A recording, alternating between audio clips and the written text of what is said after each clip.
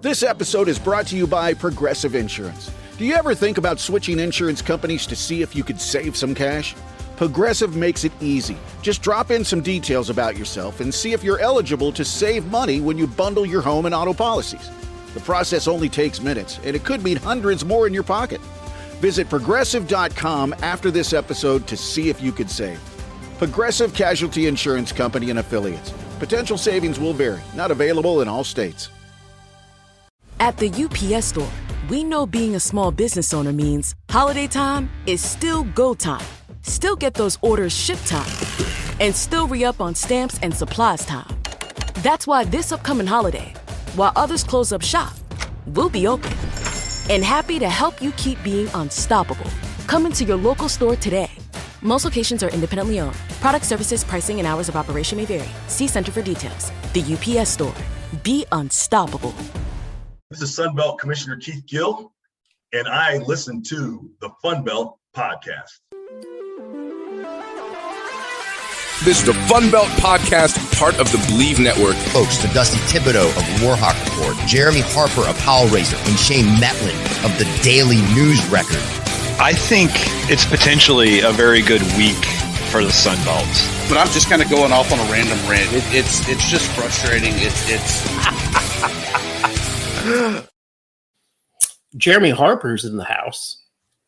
Dusty Thibodeau's in the house.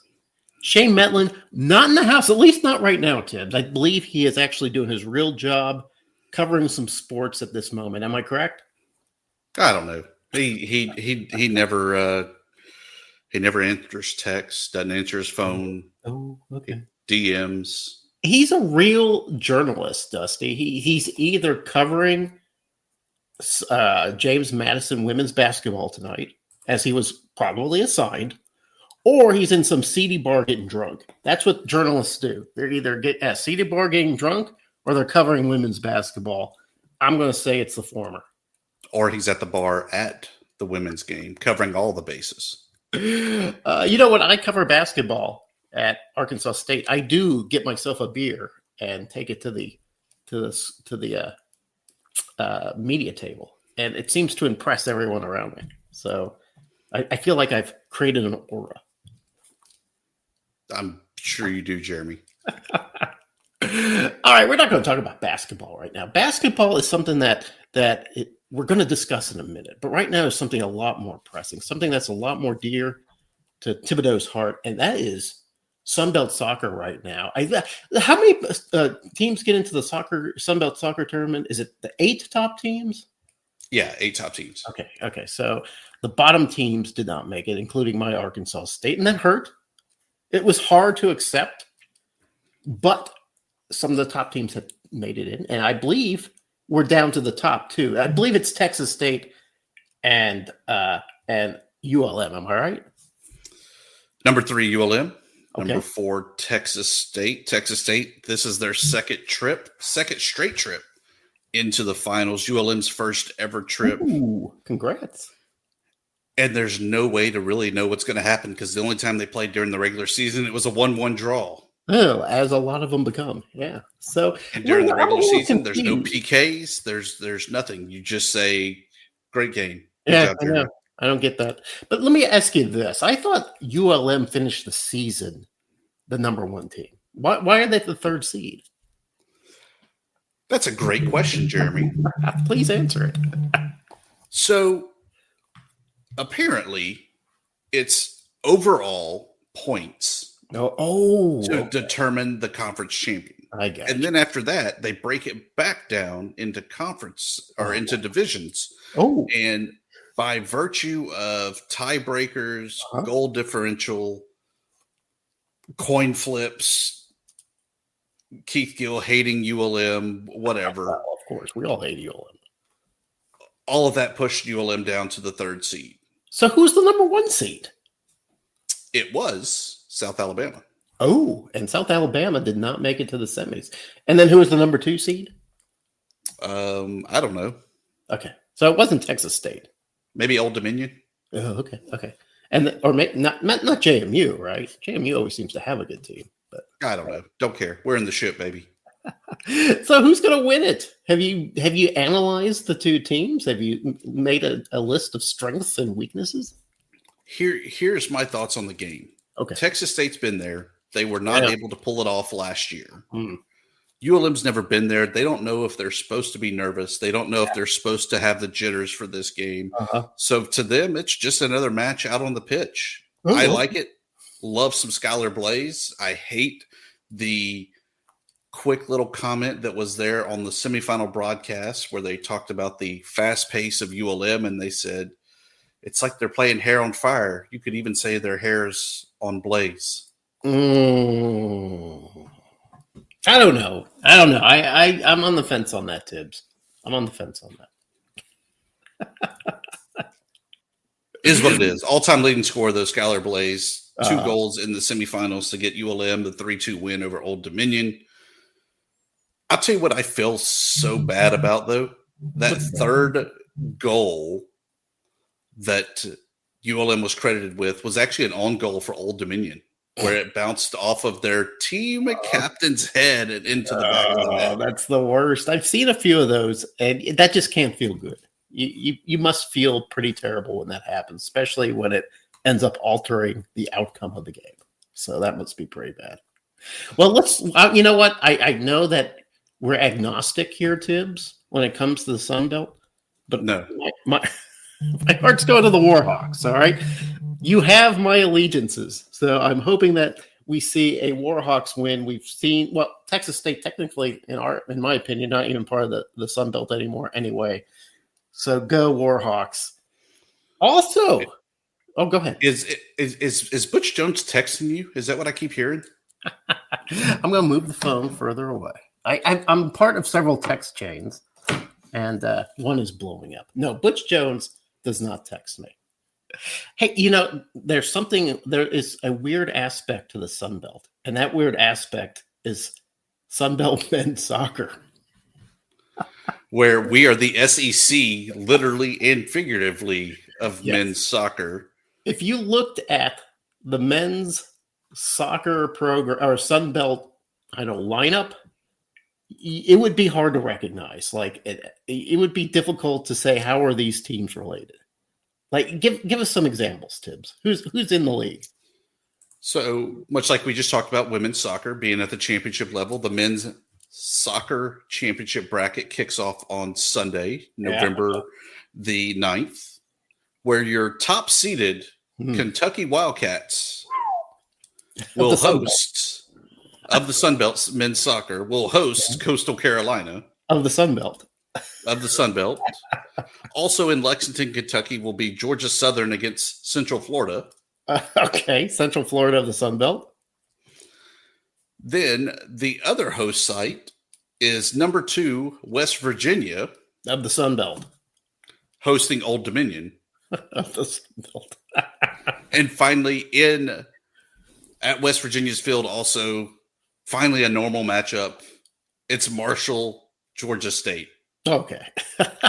So who's got the inside track on this tournament? Who's going to be the one that is likely going to the big dance? I mean, you never count out Marshall. We're 2 years, 3 years removed from them being national champs. Yeah. Kentucky's always pretty good. I still love the picture that I wish I could find for our ex to tweet it back out, where the guys are getting their Sun Belt Conference tournament trophy, and they're all just kind of looking at it like, this isn't what the guys that play football get. Well, why are we getting this? Poor men's soccer, but still a huge accomplishment. Who are we rooting for, Tibbs? Or do we have a pony in this race? I don't really care. I mean, I feel like the Sun Belt is one of the better soccer leagues out there. Yeah, we might go with the low seed. We'll go with Old Dominion as our pick of the belt. Okay. I do hope that maybe more traditional Sun Belt schools end up adopting men's soccer because it is a great sport. I do enjoy playing it, or not playing it, watching it. I hate playing it. It's a lot of running, Tibbs, and that's really not my bag. But, yeah. All right, so that's the tale of the soccer. That's the soccer tape. When do the women conclude their game? When is their championship game? Is that on a Saturday? ULM is lifting the trophy from Commissioner Keith Gill on Saturday afternoon, and then the men will kick off on Sunday. Okay, great. So that is something to what we can look forward to. Tonight, also a little bit of football being played. Have you checked the score? I don't want to check the score. Okay, all right. Should I check the score? I think it's a little surprising. Georgia Southern at halftime leads Appalachian State 19-3. That's pretty good. In real football, not you playing NCAA, right? No, not real football. We'll talk a little bit about that later. Let's talk a little bit about the MAC Sunbelt Challenge. Were you pumped? Were you stoked to see basketball again? I was definitely excited. Okay. Men's basketball overall, I don't think we were really that excited, though. We were 4-9 in the men's side. Yeah. With Marshall, Troy, South Alabama, Arkansas State getting their wins on the men's side. Yeah.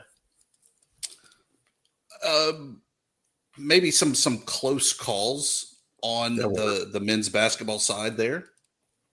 But overall, pretty disappointing on the men's side. And you know, that's a big topic that we've been talking about for a while of how do we get our net ratings up? How do we get men's basketball better to try to get the at-large bids? And that's not a good way to get it started.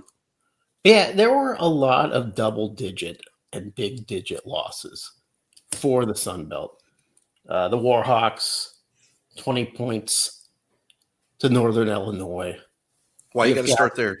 I'm just looking at the bottom of my list here. You got almost 40 points difference between Bowling Green and Texas State. By the way, the chagrin of Texas State right now must be great. They must be hoping that this soccer game works out for them, because right now, not working out.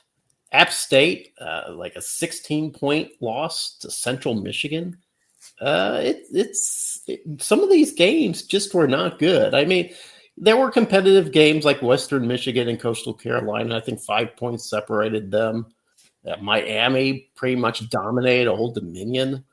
Buffalo got by Southern Miss. A lot of these teams were winning. Sunbelt teams were winning in halftime, and they just kind of let it slip. Another surprising result: Akron 85, James Madison 71. James Madison, sort of our bell cow in basketball for the last couple of years. Don't know if that's going to be it. Troy needed overtime to beat Kent State. So you're kind of thinking maybe another down year in basketball? On the men's side, I definitely think so. Whether or not that actually pans out and is the truth, who knows? Right. But I will say this about that Old Dominion game: missing in action. Yeah, there was no Davis. Yeah, the preseason player of the year. Yeah. Kind of need that guy. Not sure what's going on in that camp. If he's injured, suspended, didn't feel like playing.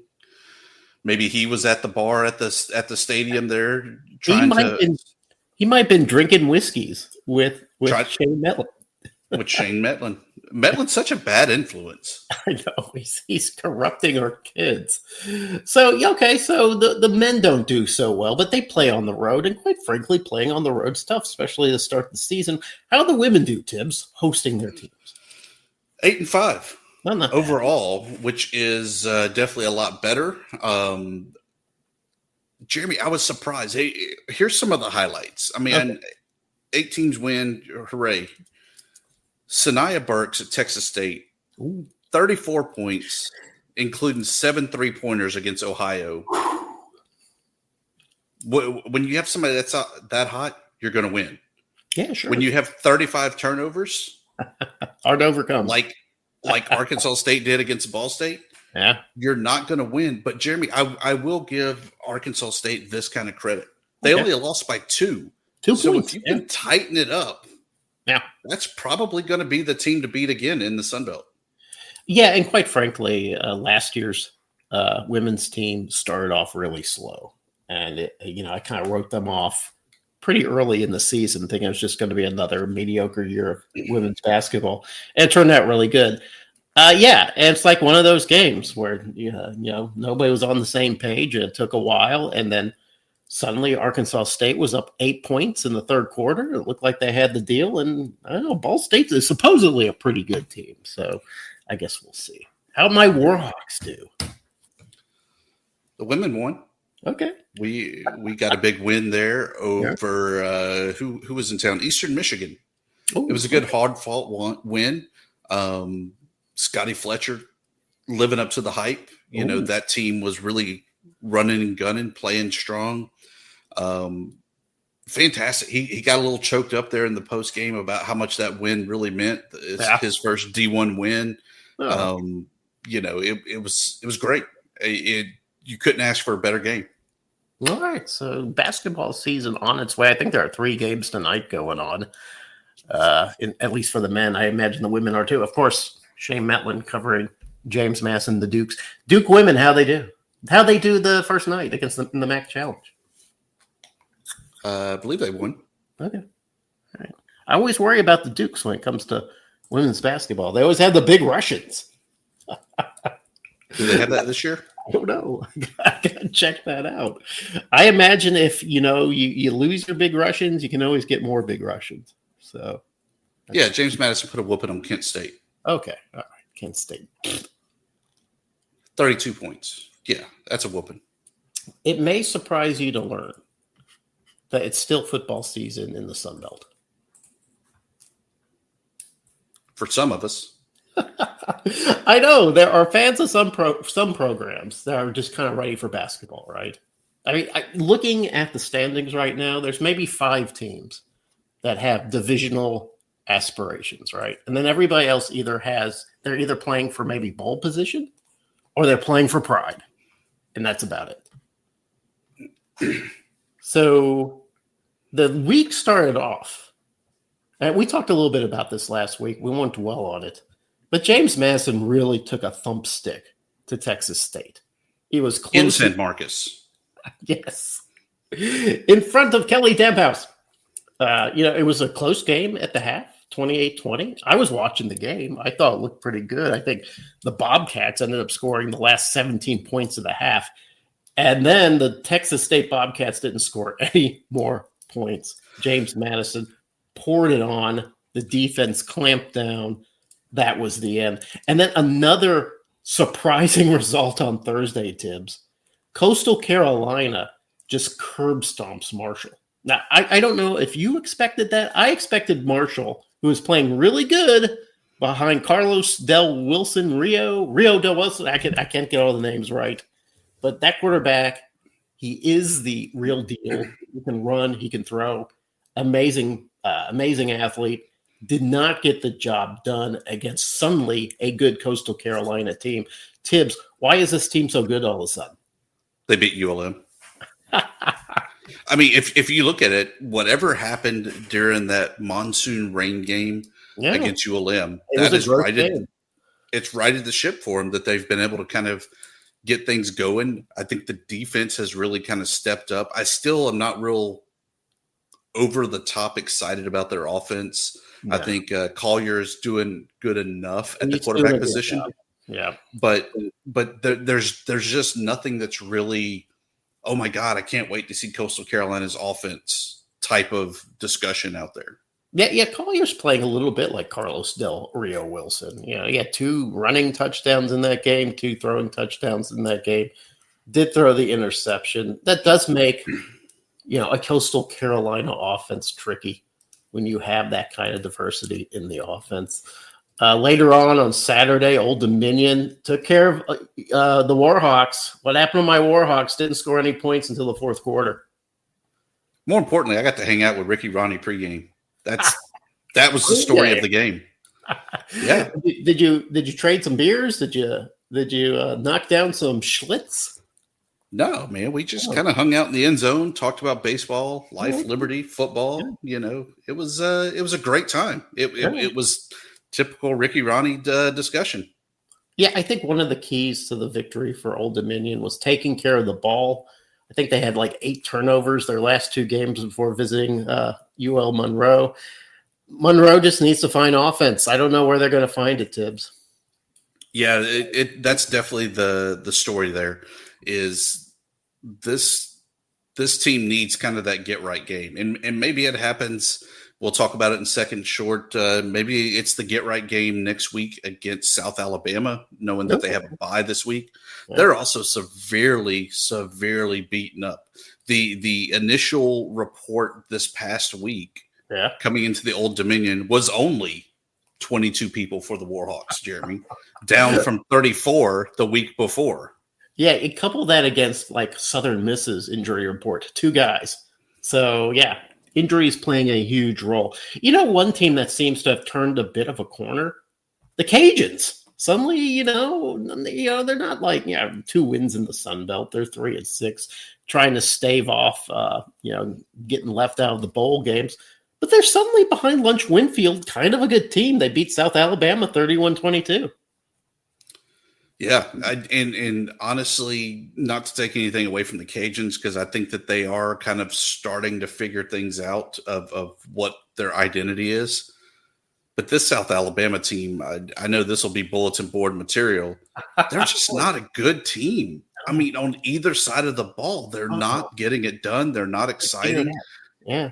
And I think that when Gio Lopez left them so late in the year, it just really cratered their confidence and identity that the Jaguars just don't know what they are.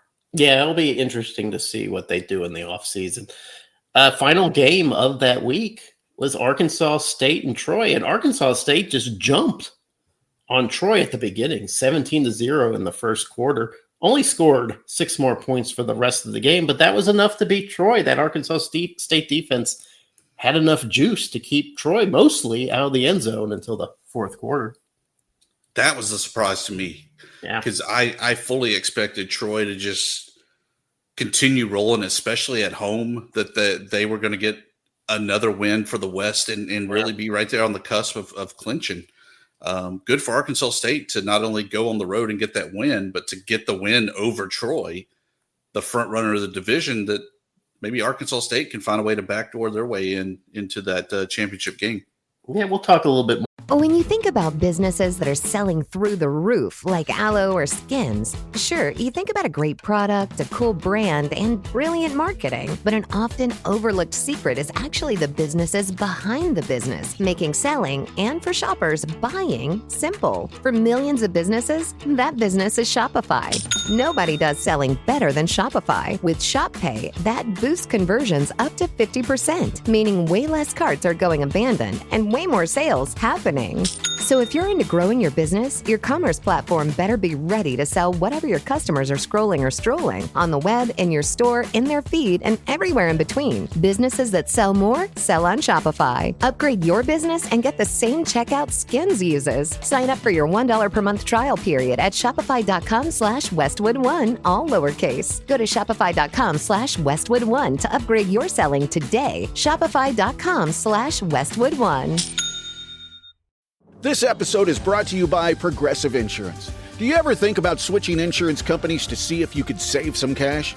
Progressive makes it easy. Just drop in some details about yourself and see if you're eligible to save money when you bundle your home and auto policies. The process only takes minutes, and it could mean hundreds more in your pocket.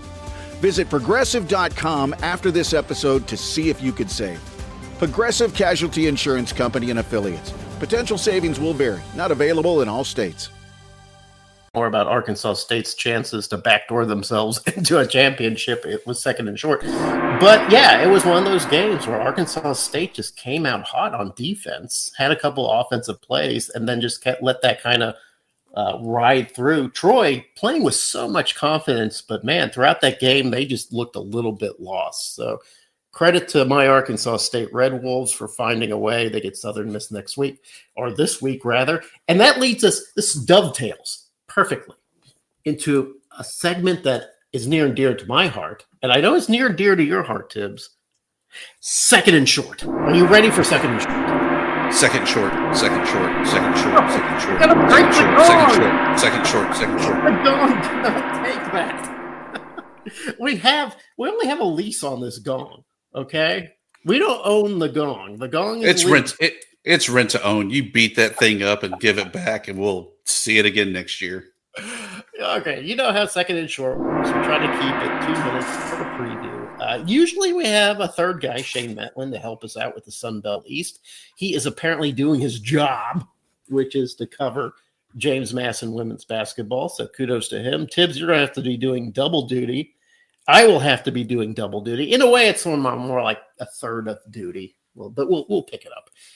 So I asked you, Tibbs, are you ready for this week's version of second and short? Second short, second short, second Oh, short. no, no.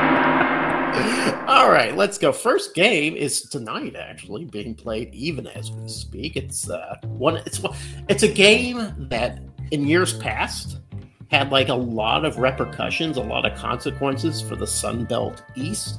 This year, not so much. Everybody seems to be playing for pride, maybe for a bowl game. It's Georgia Southern Eagles at Appalachian State. Southern Georgia Eagles, they're 3-5. Appalachian State, they're 4-4. The game started at 6:30 p.m. God Central Time, ESPN2. The Mountaineers are a 6.5 favorite, but I got to tell you, it's halftime right now, and it does not look great for Appalachian State. Losers of 2 straight, but they've been close in competitive games. I'm kind of surprised at this lopsided score and kind of anxious to see what happens, what D-Lo can do here in the second half for the Mountaineers, because 3 points in Boone for the Mountaineers is just not an acceptable score. No, danger zone Loggins probably not in the danger zone for his job, of course, like first-year coach. But yes, you're right. Appalachian State does not like losing, but really doesn't like losing to Georgia Southern, especially right now by a score of 19-3. We'll keep an eye on that for later on. Maybe give you an update, which by the time you listen to this, Tibbs, it'll be over. So whatever. Saturday, some new games, a fresh slate of games. Are we ready? For second short? Yes, this section of second and short. 11 a.m. By the way, 11 a.m. games. I don't know if I've ever seen the Sun Belt with 11 a.m. games. I could be wrong. I know that Arkansas State has never had an 11 a.m. game. We'll talk about that later. But right now, James Madison hosting Marshall. What a great game. 11 a.m. on ESPN2. It's no other way around. What? What did I say? You said James Madison hosting. They are traveling. Hey, let me flip that around. James Madison Duke, 7-1 at Marshall Thundering Herd. They're 4-4. It's 11 a.m. It's going to be on ESPN2. Thanks for correcting me. I would hate to get that wrong and get beaten up by Duke and Thundering Herd fans. The Dukes, a 13.5-point favorite. Tony Gibson doing a pretty good job with the Herd. And I kind of thought maybe after wins against Texas State and Old Dominion that the Herd was going to, I don't know, create some sort of surprise run at the Sun Belt East. Doesn't really look like it's happening, does it, Tibbs? Last year, I got to go to Huntington there, Jeremy. Yeah, I remember that. I made the pilgrimage. I got the full experience of going to Tudor's. That's right, Tudor's. It was great. Uh-huh. That's all I got for you, because James Madison is going to break out the whooping stick once again. And you got to remember, as much as James Madison has really dominated this league, they've never won the division. They've never won the Sun Belt. And so they are out on a mission to show that they are the best team in this conference. Well, I'll tell you. Okay. This gets them one game closer to clinching the East and hosting the Sun Belt Conference Championship. I'll tell you why they've never won a Sun Belt championship. Because they lost to Monroe last year. Yes, that didn't help. But they're always good for one egg laying. That Monroe game was like that for last year. James Madison always lays an egg, and this might be that game. It's in Huntington. The Marshall Thundering Herd kind of, unpredictable. They got Carlos Del Rio Wilson. When he's not throwing picks, he's pretty damn good. I know on paper, And just by the eye test, James Madison wins this game. But I do know that James Madison is prone to fuck-ups. Pardon my French. But that's what we'll have to see. That's that great in-depth analysis. Wasn't it? It was all vibes. Southern Miss Golden Eagles, 6-2. They visit Arkansas State Red Wolves, 5-4. It's 11 a.m. First 11 a.m. game ever played at Centennial Bank Stadium. There was a 11:50 kickoff back in 1979. So this will be the earliest kickoff ever for Arkansas State. It's going to be on ESPNU. The Eagles of Gold are a 4.5-point favorite. Hey, after all, they're winning right now in the Sun Belt, undefeated in the Sun Belt West, just undefeated in the Sun Belt in general, and playing damn good. Tibbs, what do you see coming out of this game? Look, I think Southern Miss is probably the best team in the West right now. And probably overall, they might be the best team in the Sun Belt overall. Could be. I love chaos, though, and nothing would create more chaos than Arkansas State winning this game at home. Yeah. So while I think that Southern Miss wins the game, I'm cheering heavily for Arkansas State. And yeah, and that creates a theoretical three-way tie. I guess Arkansas State breaks the tiebreaker because they would have won if they win this game. They beat the Eagles and Trojans. But wow, I do like that kind of entropy. That would be a lot of fun. Southern Miss, very balanced, a very good defense coupled with a very good offense led by the exceptional Braylon Braxton. I think it's what this is going to come down to are the quarterbacks. I think the defenses are going to take care of their business, but it's going to be who breaks out. Is it going to be Braylon Braxton or is it going to be Jalen Raynor of Arkansas State? Very hard to beat Arkansas State at home. Arkansas State has only lost 2 home games in the last 2 years. I'm going to give it to my Red Wolves. Yes. Because I'm a homer. You are. A couple hours later, Georgia State Panthers. They're 1-7. They go up against Coastal Carolina. What a bad time for that. 5-3. It's at 3 p.m. ESPN Plus. The Chants, surprisingly not a big favorite, just 7.5 points. Let me ask you this, Tibbs. Why are the Chanticleers only a 7.5-point favorite in this game? Because much like you talked about James Madison laying an egg, Coastal Carolina, while we agree that they're clicking right now, I don't know how good they are. And Georgia State, having already hit the magical 7 loss, they're playing for pride and to screw things up. All the more reason that Dell McGee would go in there and just absolutely eat the Sea Chickens. Is Dell McGee coaching for his job right now? I don't think so, because if you look at it, you're an Arkansas State guy. I mean, you understand the weird coaching math of year zeros and ones and twos. This is year 1 of 1 for McGee, because you have to remember he came in late last year during spring ball. They actually had to stop spring ball. We started. Yeah. He was barely able to fill the roster with his recruits because it was just so late in the game. He's still building. He's still cooking.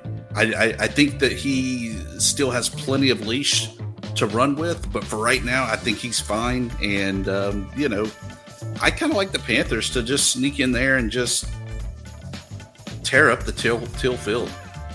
I would kind of like to see that because I am kind of rooting for Dell McGee. That being said, nothing's going good or nothing's going right for the Panthers right now. You know, they bring in formerly can't miss quarterback TJ Finley to run the offense, and that didn't work. They've got maybe it's possible that their defense is worse than Georgia Southern's.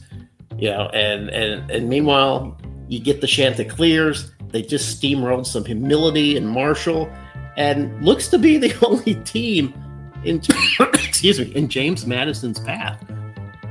So I don't know. I don't think Georgia State Panthers are going to win this game, but I think you're right. I think maybe the spread is dead on. Speaking of teams that I don't know have not lived up to expectation, Texas State Bobcats 3-5, Louisiana Cajuns 3-6. It's at 4 p.m. It's on ESPN Plus. The Bobcats are actually a 2.5-point favorite in this game. But man, the Bobcats have lost all 4 of their Sun Belt matches. This can't be the way G.J. Kinney and the Bobcats envisioned leaving the Sun Belt. What do you think the mood is in San Marcos right now? Oh, it's straight up panic. Well, I wouldn't say panic. No. They've accepted their fate that they're going to the powerful G6 of the Pac-2 and screw the Sun Belt. Yeah. In the words of Jay Walker, they've never beaten us before. They won't beat us again. Wow. And so I really like the Cajuns to send them out with an L. And as much as I would love for the Cajuns to be eliminated from bowl contention and hit that 7-loss mark already, I don't want Texas State here in 2 weeks to already have some confidence and have figured their game out against the Cajuns. So I'm going Cajuns this week. So let me ask you this. G.J. Kinney has obviously sort of coached his way out of this coaching carousel, probably one of the more lucrative coaching carousels in the last few years, right? You know, the coaching carousel starts when Texas State is 3-1. Now they're 3-5. Obviously, he's not on the lips of people's, of 80s looking for new coaches. Does that in a way kind of say to Texas State, okay, at least we'll have our man going into the Pac-12 or the Pac-2 or whatever they're calling themselves? I've learned with the coaching that never say never, because weird things are always going to happen. Ooh. And so, there's no telling what's about to happen with this. Maybe he's still up for the job. Maybe he's the guy to replace Hugh Freeze at Auburn. Maybe he's the guy that goes to Baylor, Texas Tech, Rice, Houston, insert school here.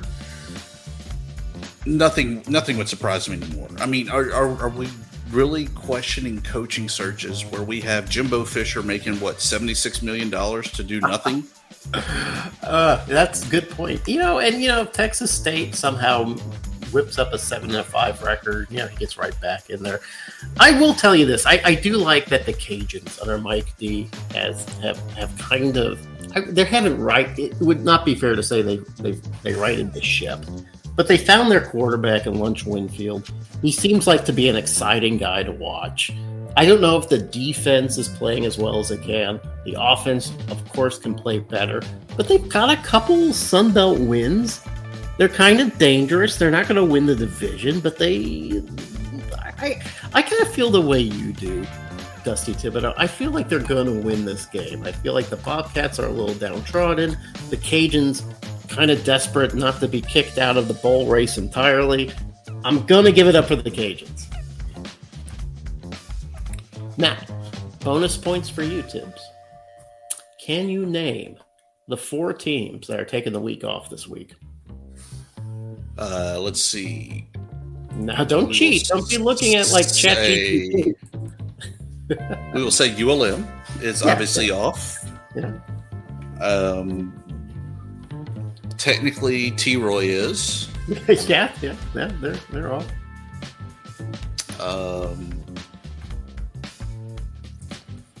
Do they have State's playing tonight? Yeah, App State's out there. Technically. Old Dominion is off. Yeah. Okay, you've got 3.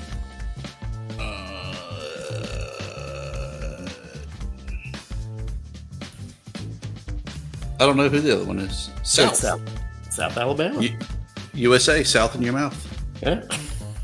That's right. So that concludes Second and Short with your triumphant naming of the 4 Sun Belt teams taking the week off. Well done, Tibbs.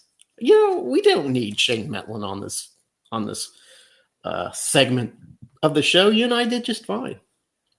It's like old days. That's right. Where it was just the 2 of us, Jeremy. Yeah, man. Those were good times, man. I felt like a brotherhood back then. What happened? Life be life in here lately. Are we going to do plugs, promos, and practical jokes? Without a doubt, we are. All right. You want to go first? You want me to start? Do you have one? Are you queued up? I do. I have an amazing, I guess, promo for the show, Jeremy. I was giving a speech for my real world job. Wow. And part of my about me is that, I do Funbelt podcasts and believe in the Warhawks. You do. And somebody and somebody drops in the chat, I didn't know you did that. I love the show. I listen to it all the time. That's so nice. It's amazing. You were the guy. You were like a little celebrity. I was. Yeah. Yeah. So that's my promo, Jeremy. I mean, how cool is that I'm doing something not sports related and it still circles back to the Funbelt podcast and the Sunbelt Conference. Do you ever go to a ULM game and they go, hey, are you Dusty Thibodeau? I read your stuff all the time, or I listen to the show. Yeah. And a lot of times it's like, you need to expand more on things and not just kind of highlight them. And I was like, sometimes you can't do that. That's right. They don't understand that you've got sources to protect. Yeah. Without a doubt. What do you have, Jeremy? I will say this before I go on to mine, is that every now and then I'm recognized at a Red Wolves game, and I never handle it well. It always takes me by surprise. I don't have anything witty queued up. I need somebody to teach me how to handle that situation, because I feel like I just disappoint people who meet me in person. Do you think people are disappointed when they meet Dusty Thibodeau in person? Maybe, because I'm usually so focused on getting wherever I got to get to that I probably don't revel enough, if that's the right word, in being excited to meet fans. Because I definitely love meeting people and talking to them and hearing how much they love the show, hate us, whatever, love it all. So how do you think Shane handles that as a member of the real media? I mean, he probably gets a lot of probably has a Heisman voter ring that he just holds up and is like, kiss the ring. Okay, I've got a parting shot. This really made me angry today. I'm sorry. Somebody posted a screenshot of an ESPN, I don't know what you call it, a bug. Sometimes they forward you highlights in your text messages, little chunks. Yeah. This one was entitled "Making a Name for Himself." Running back Caleb Hawkins, and from what I understand, he's a running back for North Texas. Breakout season is earning him attention of Power 4 programs as a potential transfer portal target. This is from ESPN, Dusty. This is ESPN totally sabotaging the efforts of North Texas to maintain their own roster, to keep their stars on campus, and for ESPN recklessly going out and say, hey, Power 4, of which we have a financial interest in many of you, you should look at Caleb Hawkins, lead running back for North Texas. He's having a good year. So is North Texas, in case you didn't know. You should poach him. Power 4 teams, of which we have a financial stake. That is probably one of the most unethical and seedy, grossest things that I have seen from ESPN in a long time. And I've already railed against them about their going to bed with the gambling industry. Now here they are actively sabotaging Group of 6 teams, saying, hey, look at this guy.